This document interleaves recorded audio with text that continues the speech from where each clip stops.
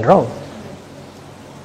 It doesn't arise when someone's conscience is crystal clear. They have not done anything wrong. From where I sit, the nearly 700 days I served as Kenya's Interior Minister, there are occasions like the Americans had on 6th January 2020, similar situation. People are unhappy with an election outcome, and they just venture into constitutional institutions and run amok and bring violence. So it is unfortunate we had that mix-up between honest, legitimate protesters and cruel and dangerous criminals who really caused a lot of pain, death, destruction, and almost put down some of our institutions established under the Constitution. There's been many questions over who gave the shoot-to-kill order. Was there a shoot-to-kill order? And was it a show of culpability for security agencies under your command that warranted the presence of the military, the Kenya Defense Forces, to quell the situation? There was no shoot-to-kill order. And the Interior Minister does not command the operations of the police. This is spelled out in Article 245 of the Constitution in very clear terms. If there was Your Excellency, I want to put this question to you. There is a question of responsibility.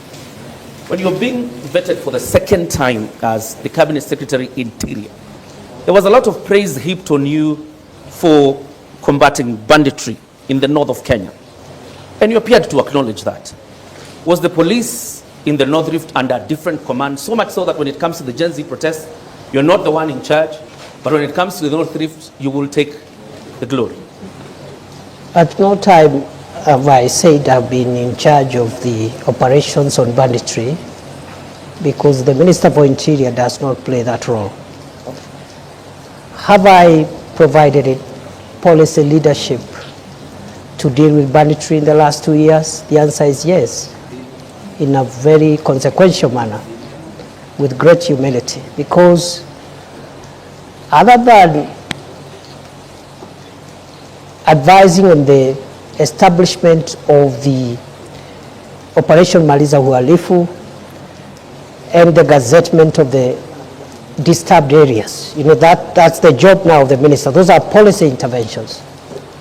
But I was able to push through in a very difficult financial situation prevailing then in the country, an injection of a significant amount of resources to acquire equipment to assist the police in their operations, which has been the missing link for many years.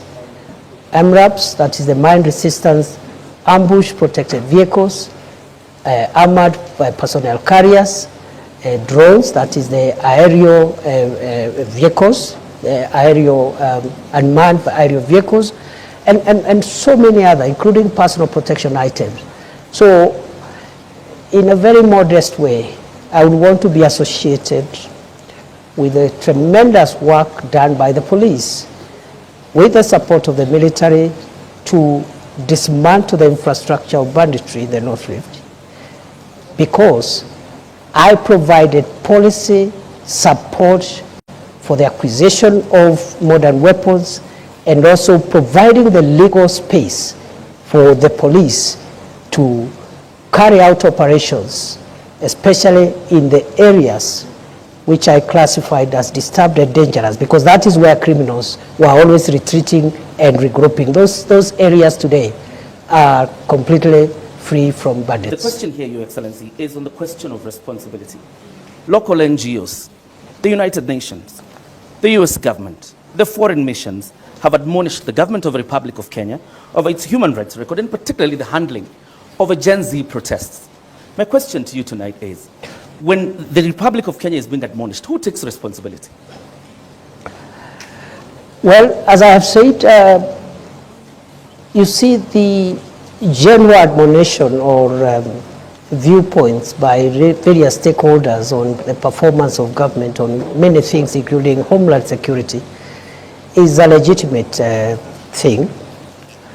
But the question of responsibility arises when one believes that there is something they have done wrong. It doesn't arise when someone's conscience is crystal clear. They have not done anything wrong. From where I sit, the nearly 700 days I served as Kenya's Interior Minister, one, I can account for each of those days what I did for this country, sometimes under great distress and risk, which I knew I'm exposing myself, but because of duty, I had to do it. Some of the places I did, my predecessors never ventured into them. I spent nights in police barracks and military barracks with frontline soldiers, not to command them, but to give them moral support, including on Christmas Day, including on Easter, places like Lamu, where terror attacks were the order of the day, to give them support that the government has not sent these officers there to die. They have sent them there to protect the nation, and as minister, my moral support and the policy guidance I gave, I think, was instrumental in a big way because of the feedback I have received from the officers. So to answer your question, therefore, I see, I am not saying that our Homeland Security system is perfect. It is work in progress.